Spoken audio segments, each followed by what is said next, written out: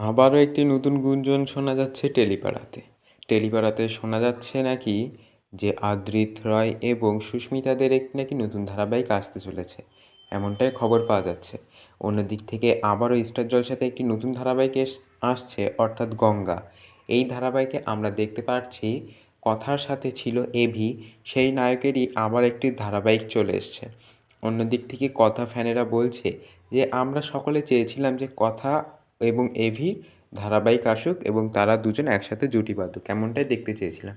কিন্তু এ তো একেবারে উল্টো হয়ে গেল।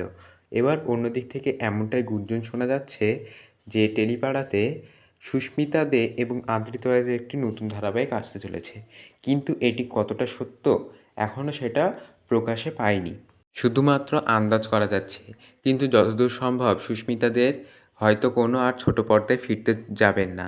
এবার থেকে হয়তো তিনি কোনো সিরিজেই থাকতে তাকে আমরা দেখতে পাবো। তাহলে দর্শক বন্ধুরা, আপনারা কমেন্টসে জানান যে আপনারা এই খবরটা পেয়ে কতটা খুশি হয়েছেন।